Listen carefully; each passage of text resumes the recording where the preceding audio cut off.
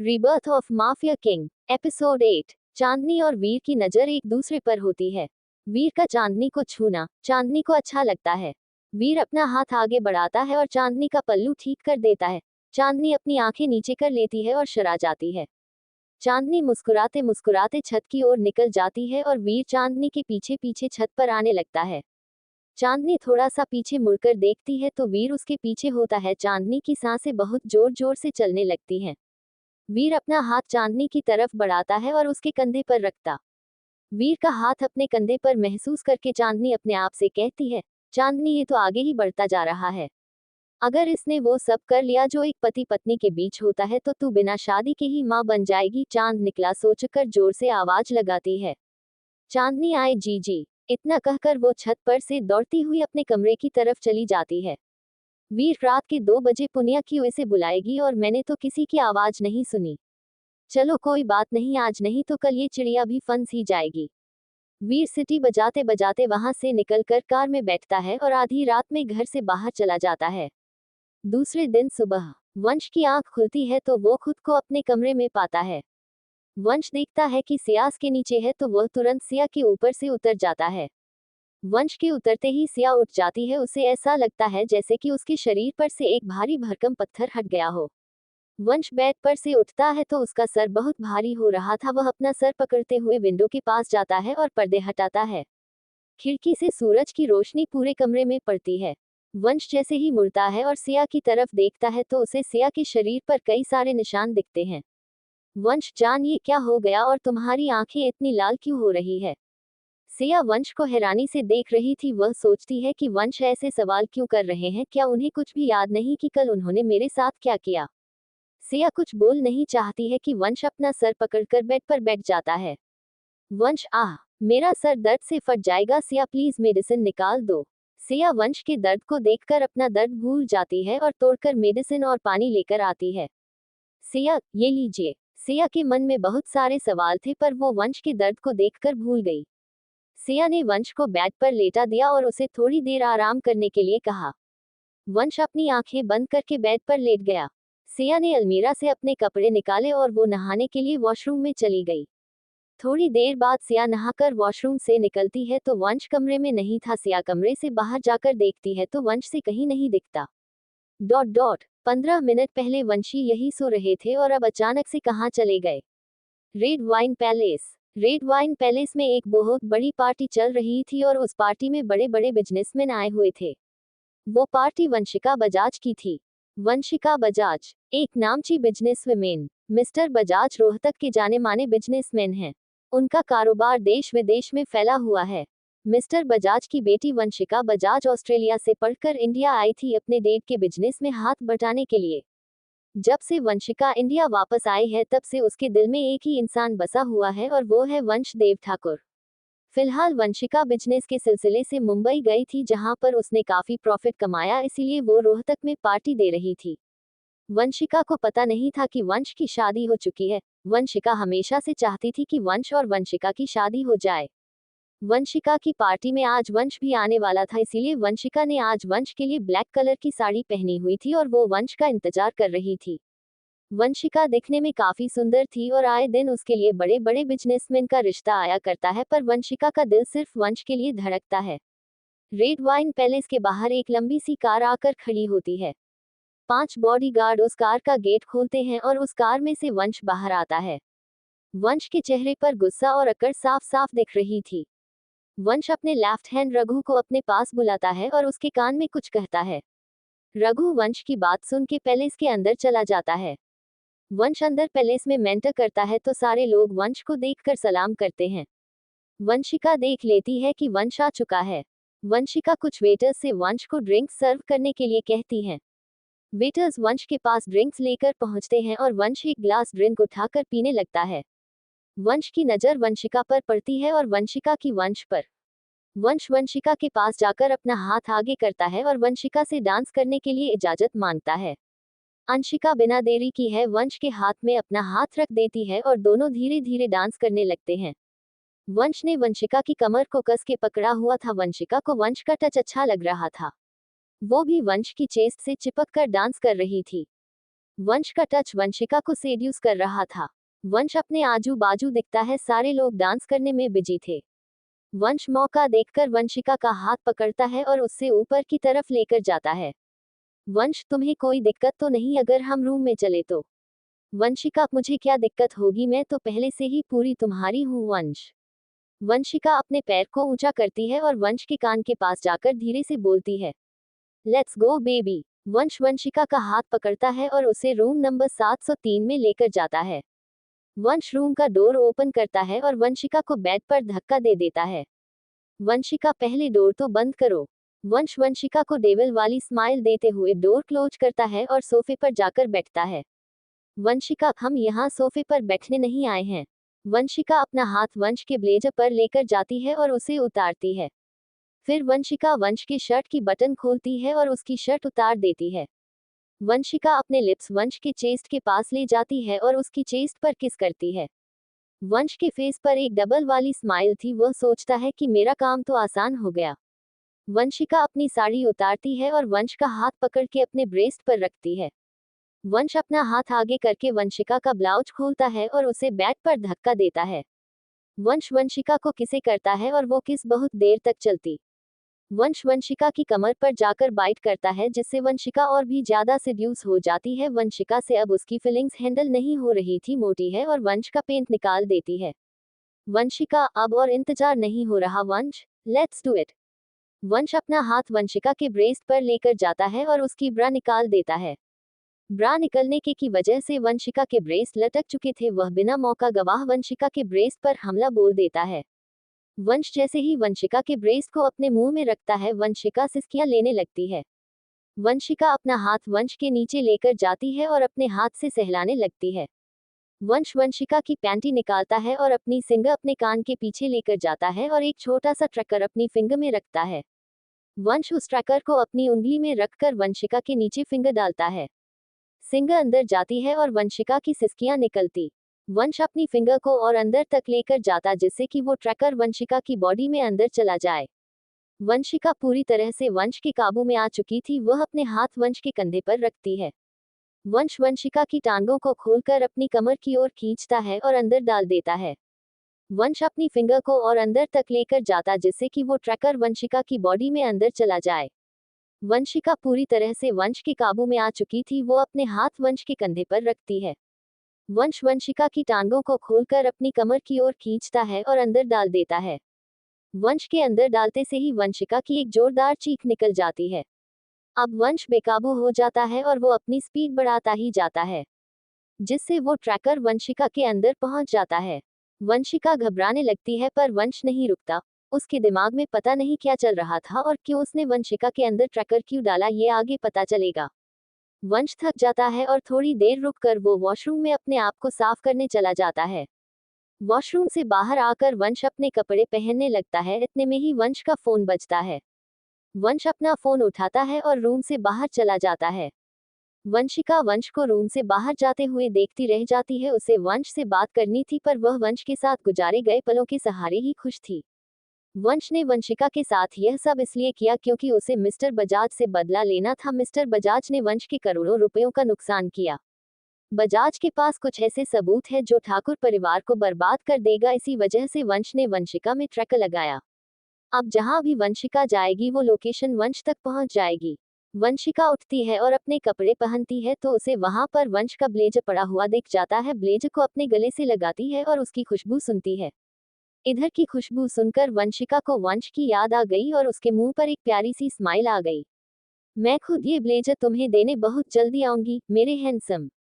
वंश पहले से निकलकर अपनी कार में बैठ जाता है और कार के मिरर में खुद को देखकर एक विलन वाली स्माइल देता है। वंश अपने बाल ठीक करता है और चेहरे पर जो वंशिका की लिपस्टिक लगी थी उसे हैंकी से साफ करके विंडो से बाहर फेंक देता है। यहाँ पर सिया वंश का इंतजार कर रही थी। उसे समझ नहीं आता कि आजकल वंश इतना अजीब बर्ताव क्यों कर रहे हैं। कभी गुस्सा हो जाते हैं, कभी जबरदस्ती करते हैं, तो कभी बिना बताए चले जाते हैं। चांदनी सिया के पास आती है और उससे ऊपर से नीचे तक देखती है। चांदनी, सिया भाभी कितना अच्छा लगता है ना, इतने बड़े घर की बहू बनना और ऊपर से नीचे तक गहनों में लदकर दिन भर सेठानी जैसे बैठना। पति पत्नी वाला प्यार, वो भी तो कितना अच्छा लगता है। जब मन चाहे तब करो। रोज रोज का, शादी के कितने सारे फायदे हैं। सिया, हाँ चांदनी अच्छा लगता है, पर ये पैसे गहने ही सब कुछ नहीं होता है। तुम्हें कैसे पता होगा कि पति पत्नी के बीच क्या होता है। चांदनी, हमने ना टीवी में देखा है कि पति पत्नी के बीच में रोज रोमांस होता है, जिसमें पति पत्नी के पूरे कपड़े उतार देता है और खुद पत्नी के ऊपर जाकर लेट जाता है। और वो, चांदनी इसके आगे और कुछ कहने वाली थी कि सिया उसे रोक लेती है। सिया, बस बस मैं समझ गई, तुम्हें सब कुछ पता है। सिया चांदनी से इतना कहती है और अपने कमरे की तरफ आगे बढ़ती है। सिया सोचती है कि वह जो पति पत्नी के बीच होता है उसमें कितना दर्द होता है वो मैं जानती हूँ। सिया अपने मुंह पर दर्द के भाव ले आती है और अपने कमरे की ओर चलती है। चांदनी सिया की बात सुनती है और वो किचन की तरफ चली जाती है। इन्हें क्या पता कि शादी में जो मजा है वो कहीं मेरी शादी होगी और फिर मैं भी मेरे पति के साथ रोमांस करूंगी, वह मेरे ऊपर चढ़ेगा और मैं आह आह की आवाज निकालूंगी, कितना मजा आएगा ना। चांदनी अपने मुंह में एक उंगली रखती है और उसे दांत से दबाकर, हाय दहिया, हमसे तो सवही नहीं हो रहा। चांदनी किचन में चली जाती है। किचन में कोई नहीं होता तो वो किचन का दरवाजा बंद करती है और अपने बदन को धीरे धीरे छूती है। मेरा पति भी मुझे ऐसे ही छुएगा, हर जगह अपना हाथ डालेगा, हाय कितना मजा आएगा। चांदनी के अंदर फीलिंग्स जाग जाती है तो चांदनी अपने सर में हाथ मारती है और कहती है, अरे रुक जा तूफान एक्सप्रेस, अभी शादी तो होने दे, पहले पहले से ही अरमान जगा रही है। चांदनी को वीर का ख्याल आता है और वो सोचती है, वीर जी की तो शादी हो चुकी है, पर फिर भी कल रात में मेरे पीछे क्यों आ रहे थे, क्या उनकी देर में मेरे लिए कुछ है। और मैंने कभी भी बड़ी बहू को वीर जी के साथ खुश नहीं देखा। हो सकता है कि मुझे खुश नहीं रखती हो और इसीलिए वीर मेरे पीछे आ रहे हो। चांदनी के मन में भी वीर को लेके कुछ कुछ हो रहा था। सिया अपने कमरे में थी। उसे इस टाइम बहुत भूख लग रही थी। वह अपने मुंह में उंगली लेकर जाती है और सोचते हैं, भूख तो बहुत लग रही है, पर अगर मैं नीचे गई और किचन से कुछ खाया तो सब लोग बोलेंगे कैसी खादोर बहू है, और अगर नहीं खाया तो मैं भूख से मर जाऊंगी। वो अपनी अलमीरा खोलती है और उसमें से चिप्स के 2 पैकेट निकालकर खाने लगती है। उसकी नज़र बेड के बाजू वाली टेबल पर पड़ती है जिस पर वंश की फोटो रखी हुई थी। वो वंश की फोटो को अपने चिप्स वाले गंदे हाथ से उठाती है और उस पर उंगली रखकर बात करने लगती है। फोटो में तो बड़े सीधे लगते, पर जब सामने आते हो तो मेरी जान निकाल देते हो खड़ूस। देखना एक ना एक दिन ऐसा मौका आएगा जब मैं परेशान करूंगी और आप परेशान हो गए, तब मुझे बहुत मजा आएगा। सियाक एक बार चिप्स खाती, फिर एक बार वंश की फोटो पर उंगली रखकर बात करती, फिर से वो हाथ से चिप्स खाती और फिर उसी गंदे हाथ से उस फोटो पर हाथ रखती। सिया के दिमाग में एक आइडिया था और वो अपने चिप्स के पैकेट को वंश के तकिए के नीचे रख देती और उठकर अलमीरा खोलती और बाथरूम में चली जाती।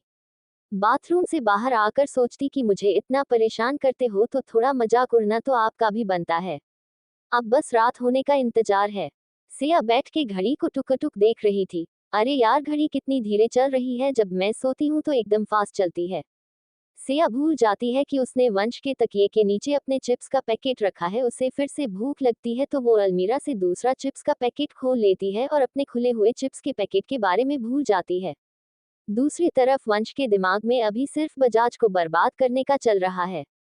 बजाज की कमजोरी है उसकी लड़की, और उसकी लड़की के जरिए ही मैं बजाज के अंदर तक पहुंच लूंगा। वंश कार में बैठा हुआ था और वो खिड़की की तरफ देख रहा था। उसकी नज़र रोड पर खड़ी हुई एक लड़की पर जाती है तो उसे अपनी पत्नी सिया की याद आती है।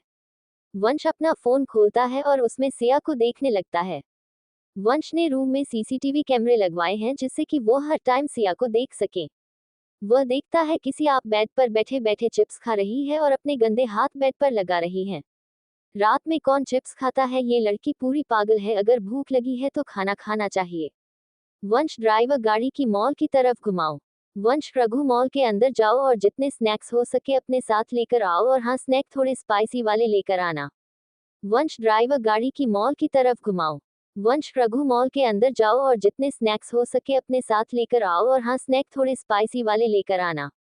रघु, जी भैया। रघु मॉल के अंदर जाता है और ढेर सारे स्नैक्स लेकर दूसरी गाड़ी में बैठ जाता है।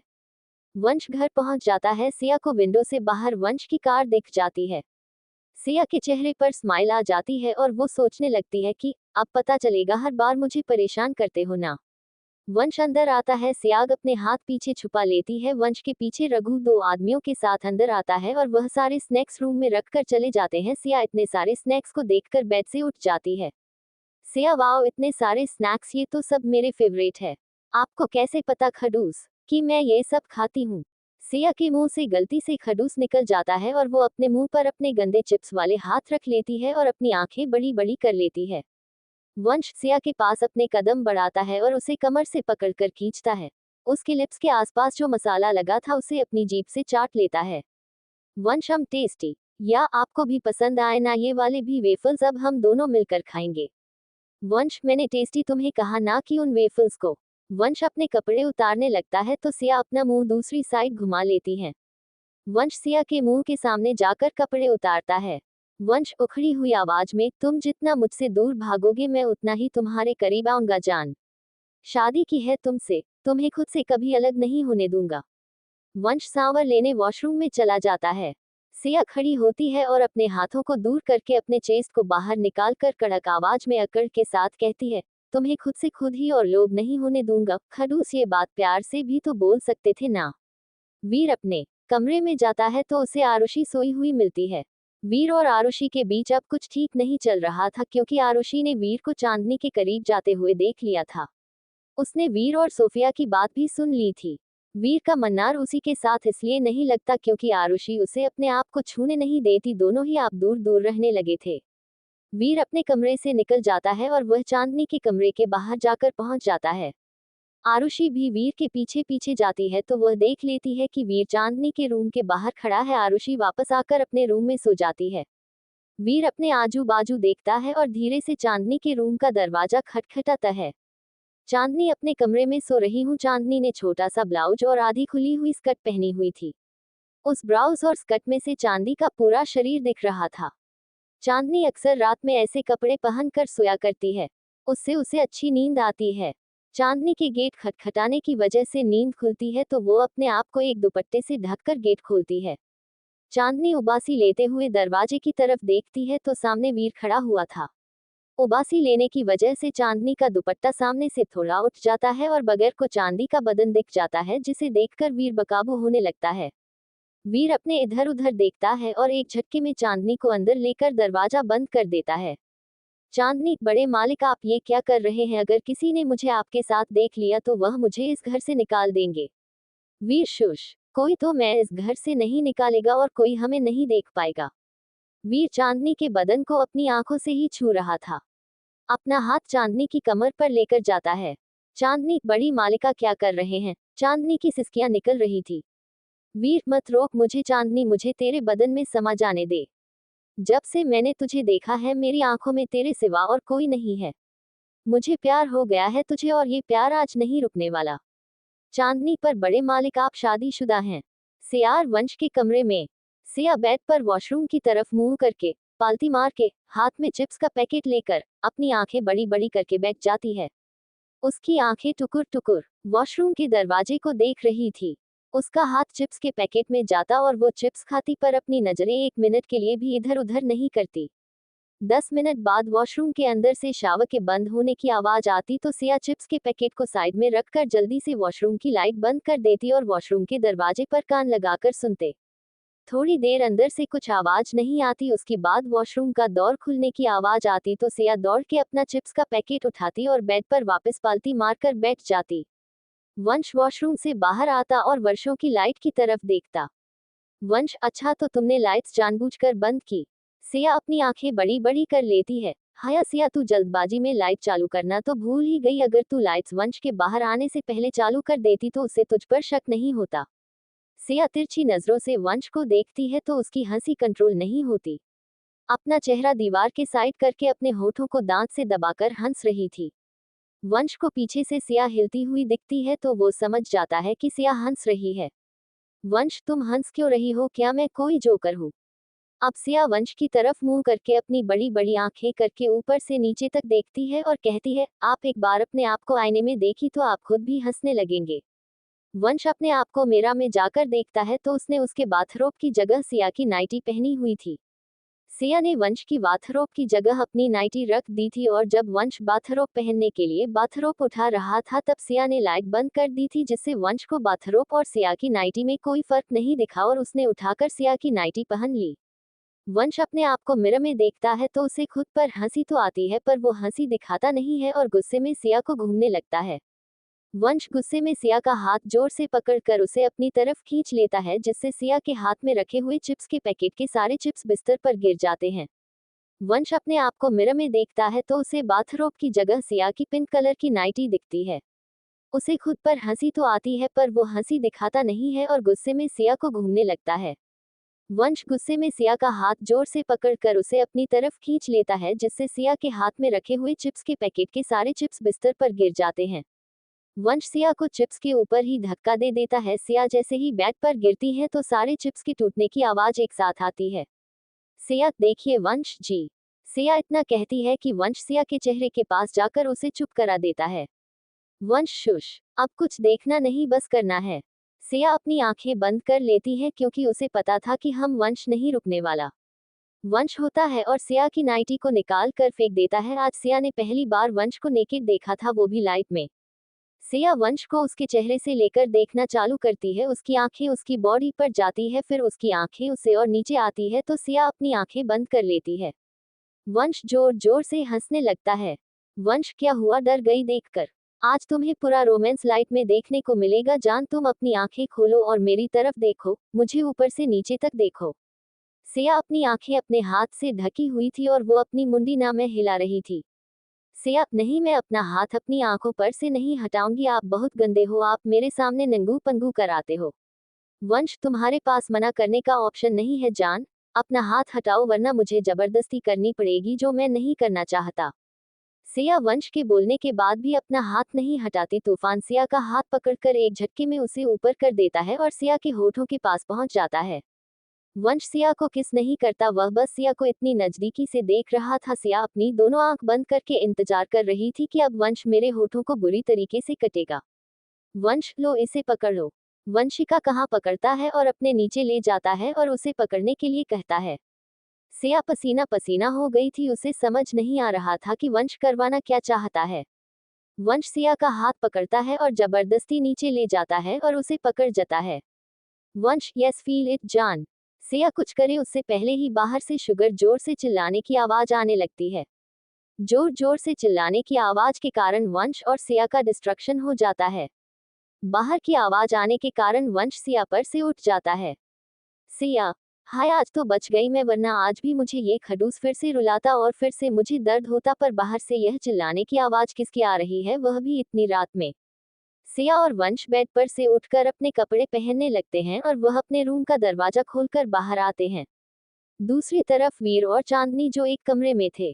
चांदनी, बड़ी मालिका क्या कर रहे हैं? चांदनी की सिसकियां निकल रही थी। वीर, मत रोक मुझे चांदनी, मुझे तेरे बदन में समा जाने दे। जब से मैंने तुझे देखा है मेरी आंखों में तेरे सिवा और कोई नहीं है। मुझे प्यार हो गया है तुझे और ये प्यार आज नहीं रुकने वाला। चांदनी, पर बड़े मालिक आप शादीशुदा हैं। वीर, कैसी शादी, जब मैं उस आरुषि के साथ खुश ही नहीं हूं तो, और आरुषि भी मेरे साथ खुश नहीं है। क्या तुम मुझसे शादी करोगी? चांदनी, पर आरुषि भाभी। चांदनी इतना कहती है कि वीर उसे समझाता है, मैं उसे तलाक दे दूंगा, तुम उसकी चिंता मत करो। चांदनी बिना कुछ सोचे हाँ कह देती है और वीर के गले लग जाती है। चांदी के बड़े बड़े ब्रेस्ट वीर की चेस्ट से जाकर टकराते हैं तो वीर के अंदर एक बम फूटता है जो उसके अंदर के शैतान को जगाता है। वीर अपना हाथ चांदनी की पीठ पर फिर रहा था और चांदनी वीर की पीठ में अपने नाखून बढ़ रही थी। चांदनी के ब्लाउज को पीछे से पकड़ता है और उसे एक झटके में खोल देता है। चांदी का ब्लाउज अभी भी वीर की छाती से लगा हुआ था क्योंकि चांदनी और वीर एक दूसरे के गले से लिपटे हुए थे। वीर चांदनी के ब्रेस्ट को पकड़कर उसे पीछे धक्का देता है, जिससे चांदनी का ब्लाउज नीचे गिर जाता है। वीर की आंखें चांदनी के ब्रेस्ट को देखकर फटी की फटी रह जाती है क्योंकि उसके ब्रेस्ट एक आम लड़की से कुछ ज्यादा ही बड़े थे। वीर ने छूने ही जा रहा था कि बाहर से किसी के चीखने की आवाज आती है, पर वीर उस आवाज को अनसुना करता है और चांदनी के बदन को इस तरीके से घूर रहा था जैसे आज वो उसे खा ही जाएगा। चांदनी, बड़े मालिक, बाहर से किसी की सुबह सुबह से आवाज आ रही है। चांदनी की बात पर ध्यान नहीं देता। चांदनी, बड़े मालिक सुनिए, बाहर से किसी के चीखने की आवाज आ रही है। चांदनी के इतने जोर से चिल्लाने पर वीर होश में आता है। चांदनी अपना ब्लाउज उठाकर फटाफट से पहन लेती है और वीर चांदनी के कमरे का गेट खुलता है और आजू बाजू देखकर उसके कमरे से निकल जाता है। सारे लोग अपने अपने कमरे से बाहर आ जाते हैं और देखते हैं कि कौन है जो इतनी रात में जोर जोर से सीख रहा है। सब लोग अपने अपने कमरे से बाहर आकर देखते हैं तो बाहर रमा चिल्ला रही थी। वंश, क्या हुआ माँ, क्यों चला रही हो? रमा, बस तुम्हारे बाबूजी अभी तक घर नहीं आए हैं, मैंने उन्हें फोन भी लगाया पर ना ही उनका फोन लग रहा है और ना ही उनका कुछ पता चल रहा है। मैंने रखो को भी भेजा था तुम्हारे भाऊजी को ढूंढने के लिए पर तुम्हारे बाबूजी का कहीं कोई अता पता नहीं है। वीर दौड़ते दौड़ते हाल में आ रहा था। कौन है जिसको इतनी आग लगी है जो हमारी आग नहीं बुझने दे रहा है? सबको हॉल में जमा देखकर वीर पीछे से सबकी बातें सुन रहा था। वो अपने हाथों से अपने बाल बिखरा लेता है और कपड़े थोड़े से आगे तेर कर लेता है। वो बासी लेते लेते हॉल में आता है। वीर, हाँ, कौन है जो इतनी रात में चिल्ला रहा है? सोती हुई आवाज में वीर कहता है। रमा वीर को एक थप्पड़ मारती है और रमा, वीर होश में आ, तेरे भावजी मिल नहीं रहे हैं। वीर को इतना जोरदार थप्पड़ लगता है कि उसके कान में सीटी बजने लगती है। वो सोचता है कि मैं तो सिर्फ सोने का नाटक कर रहा था पर माँ ने तो इतना जोरदार थप्पड़ मारा है कि अब नींद भी नहीं आएगी। वंश अपने आदमियों को अलग अलग जगह अपने भावजी को ढूंढने के लिए भेज देता है क्योंकि उसे शक था कि ये सब काम बजाज का हो सकता है। वो वंश से बदला लेने के लिए उसके परिवार को परेशान कर रहे होंगे। वो कमिश्नर को फोन करने के लिए फोन उठाता है कि तभी बाहर से जीप रुकने की आवाज आती है और एक आदमी बाहर से दौड़ा दौड़ा आता है। वो आदमी दौड़ते दौड़ते घर के अंदर आता है और कहता है, ठाकुर साहब आ गए, ठाकुर साहब आ गए। सारा परिवार ठाकुर साहब को देखने के लिए बाहर जाता है। पूछूंगी ठाकुर साहब से कि क्या जरूरत है इतनी रात में कहीं बाहर जाने के लिए? दुश्मन आंख गड़ाए बैठे रहते हैं और ठाकुर साहब इतनी रात में अकेले घर के बाहर क्यों गए? वो सब लोग घर के बाहर जाते हैं। वहां ठाकुर साहब एक जीप में से उतर रहे थे। रघु जाकर अपने भावजी का हाथ पकड़ लेता है और उन्हें जीप में से आराम से उतरता है। रघु, चलिए बाबूजी अंदर। संग्राम, एक मिनट रुको जरा। संग्राम उतर के जीप की दूसरी साइड जाता है और उसका दरवाजा खोलता है। संग्राम के दरवाजा खोलने पर उस जीप के अंदर से बनारसी लाल साड़ी पहनी हुई औरत अपना पहला कदम बाहर रखती है। सारे लोगों की नजर जीप के दूसरे साइड वाले हिस्से पर होती है जिसमें से एक औरत लाल साड़ी पहनी अपना पहला कदम रखती है। संग्राम उस औरत का हाथ अपने हाथों में पकड़ता है और उसे बाहर उतारता है। उस औरत के हाथ में एक माला थी और उसके गले में एक माला डली हुई थी। उस औरत ने शादी वाली बनारसी लाल साड़ी पहनी हुई थी। उसके हाथों में मेहंदी और शादी का चूड़ा था। उसकी मांग भरी हुई थी, गले में मंगलसूत्र था और बाऊजी के सर पर तिलक। रमा ये सब देखकर समझ जाती है कि उसके पति ने दूसरी शादी कर ली है। रमा के अंदर इतनी हिम्मत नहीं थी कि वो अपने पति से कोई सवाल कर सके। Dot dot dot dot dot dot संग्राम लाल साड़ी पहनी हुई औरत का हाथ पकड़ता है और अंदर लेकर जाता है। औरत दिखने में उम्र से काफी छोटी दिख रही थी। उसकी उम्र तकरीबन 22-23 साल होगी। संग्राम, रमा, पूजा की थाली लेकर आओ, घर की नई लक्ष्मी आई है। ये रानी है, ये हमारी दूसरी पत्नी है और इस घर की नई रानी। रमा रमा चांदनी से कह के पूजा की थाली मंगवाती है और रीति रिवाजों के साथ संग्राम की नई पत्नी का स्वागत करती है। संग्राम, चलो अब काफी रात हो गई है, बाकी के रीति रिवाज हम कल सुबह करेंगे। सब लोग अपने अपने कमरों में जाकर सो जाओ। वीर, क्या बात है, यहाँ हमारी आग नहीं बुझ रही है और बाऊजी इतनी उम्र में दूसरी शादी करा आए। वीर बेटा, अपने भावजी से पीछे नहीं रहना तुझे। तुझे भी अपने अंदर की आग जलानी होगी और दूसरी शादी जल्दी करनी होगी। मैंने इतनी सुंदर इतनी छोटी लड़की मिली कैसे, ये समझ नहीं आ रहा। ऊपर से देखने में तो पटाखा है तो अंदर से भी धमाका तो करेगी ही। सिया वंश अपने कमरे में चले जाते हैं। आरुषि और वीर अपने कमरे में चले जाते हैं। रामा संग्राम के पीछे पीछे उसके कमरे में जा रही थी। संग्राम, तुम कहाँ आ रही हो? आज से तुम्हारा कमरा गेस्ट रूम है और हम और रानी हमारे कमरे में रहेंगे। और हाँ, हमारे कमरे को सजाने के लिए फूल लेकर आओ क्योंकि आज हमारी सुहागरात है। संग्राम, रानी तुम भी हमारे लिए थोड़ा दूध गर्म करके लेकर आओ, तब तक हम कमरे में तुम्हारा इंतजार कर रहे हैं। और हाँ, 3 गिलास दूध गर्म करके लाना क्योंकि हमें रात भर जागना है। रानी जी पतिदेव। रानी शर्माते और इठलाते हुए किचन की तरफ चले जाती है। रानी किचन में जाती है, फ्रिज में से दूध निकालकर गैस पर चढ़ा देती है पर उसे शक्ल नहीं मिलती तो वो रमा को आवाज लगाती है। संग्राम, रानी तुम भी हमारे लिए थोड़ा दूध गर्म करके लेकर आओ, तब तक हम कमरे में तुम्हारा इंतजार कर रहे हैं। और हाँ, दूध का 3 गिलास गर्म करके लाना क्योंकि हमें रात भर जागना है। रानी जी पतिदेव। रानी शर्माते और इठलाते हुए किचन की तरफ चले जाती है। रानी किचन में जाती है, फ्रिज में से दूध निकालकर गैस पर चढ़ा देती है पर उसे शक्ल नहीं मिलती तो वो रमा को आवाज लगाती है। रानी, रमा दीदी, हाँ तो आइए जरा। रमा, पता नहीं नासपटी क्यों बुला रही है मुझे। रमा किचन के अंदर जाती है और रानी के सामने जाकर खड़ी हो जाती है। रमा, मेरे पति से तो शादी कर ली तूने, तो अब क्या मुझे जहर पिलाने के लिए किचन में बुलाया है, और ऊपर से मेरे ही पति के साथ मेरे कमरे में सुहागरात मनाएंगे। रानी, देखो रमा, बात ऐसी है कि तुम्हारे पति ने खुद मुझसे शादी की है, तो अब मुझे 10 ताने मारने का कोई मतलब नहीं है। शक्कर कहाँ है ये बताओ, और जाकर हमारी सुहागरात की सेज सजाओ। रमा गुस्से में ड्रोज में से शक्कर निकालकर रानी के हाथ में थमा कर चली जाती है, क्योंकि अभी उसको खुद के कमरे में खुद के पति के लिए नई शादी की सुहागरात की सेज सजानी थी। रमा घर के मंदिर में जाती है और वहां से गुलाब के फूलों को उठाकर अपने कमरे की तरफ आगे बढ़ती है। रमा अपने कमरे में पहुंचकर दरवाजा खटखटाती है। आज आपने ही कमरे में परायों की तरह दरवाजा खटखटाना उसे बुरा लग रहा था, पर उसकी मजबूरी थी। संग्राम कौन है? फिर संग्राम को थोड़ी सी रमा की साड़ी दिखती है। अच्छा रमा, हाँ हाँ आजा आजा, और जल्दी से रानी के आने से पहले हमारी सुहागरात की सेज को अच्छी तरीके से सजा दे। इतने अच्छे से सजाना कि रानी देखकर ही मेरी बाहों में गिर जाए। संग्राम के मुंह से अपनी ही सौतन के लिए ऐसी बातें सुनकर रमा को घिन है। रमा अपनी गर्दन नीचे करके अंदर आती है और पूरे कमरे को गुलाब से सजा देती है। उसका काम हो जाता है, तो जैसे ही बाहर जाने के लिए होती है तो संग्राम रोकता है।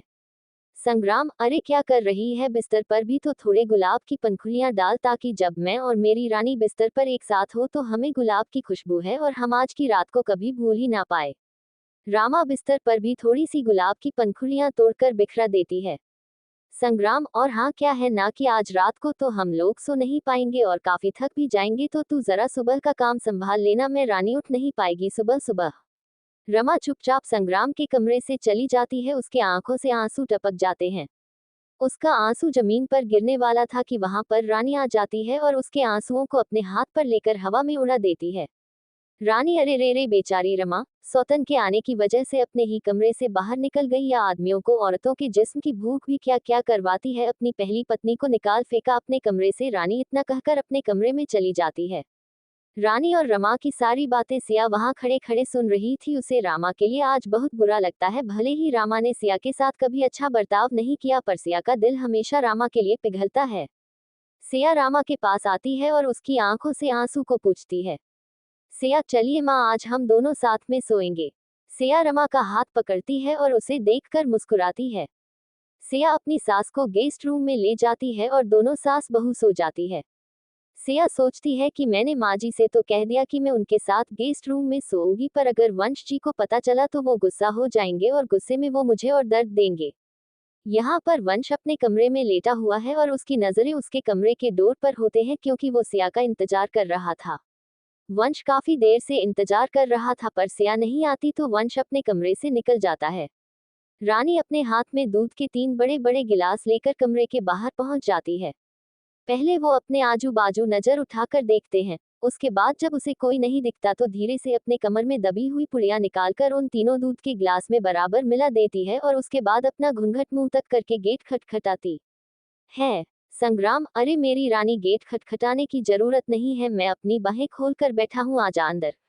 संग्राम मन में सोचता है, आज तो मैं तुझे छोड़ूंगा ही नहीं रानी, तू एक बार मेरी बाहों में तो आ। इतने सालों के बाद तो कच्ची कली मिली है, आज मन भर के इसके साथ खेलूंगा और रात भर मजे करूंगा। संग्राम अपने बिस्तर के बाजू वाले टेबल पर रखा हुआ परफ्यूम उठाता है और अपने कपड़ों के अंदर डाल लेता है।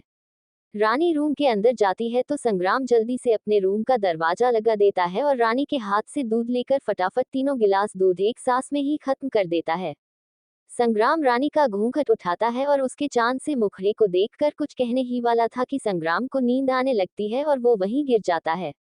रानी संग्राम को गिरते हुए देख पहले उसके मुंह के पास जाती है और अपने हाथ हिलाने लगती है। उसके बाद रानी अपने हाथों से संग्राम को गुदगुदी करती है, पर संग्राम तब भी नहीं उठता। अब रानी समझ जाती है कि बुढ़ा बेहोश हो गया है और वो संग्राम का हाथ पकड़ के उसमें घसीटकर साइड में कर देती है। रानी अपना हाथ कमर पर लेकर जाती है और वहां से अपना फोन निकाल कर किसी को फोन करती है। रानी, हेलो, हाँ बुढ़ा लुढ़क गया है, तुम जल्दी से पीछे के रास्ते में जो खिड़की है उससे अंदर आ जाओ, और हाँ पीछे के रास्ते में भी 2 सिक्योरिटी गार्ड्स खड़े हैं, तो संभाल कर आना अंदर, अगर पकड़ गए तो मैं तो बोल दूंगी कि मैं तुम्हें नहीं जानती, और हाँ जल्दी आना अब और इंतजार नहीं होता। रानी अपने कमरे का गेट खोलती है और आराम से मेन डोर के पास पहुंच जाती है। वहां पर उस आदमी का इंतजार करने लगती है। रानी को 10 मिनट हो जाता है वहां इंतजार करते करते और उससे डर भी लग रहा था कि अगर किसी ने उसे इस टाइम यहाँ पर देख लिया तो वो संग्राम के बारे में जरूर पूछेंगे। रानी कुछ देर और वही खड़ी रहती पर वह आदमी नहीं आता तो रानी अपने कमरे की तरफ चलने लगती है। थोड़ी ही देर में पीछे से कोई रानी को आकर दबोच लेता है और उसके मुंह पर हाथ रख देता है।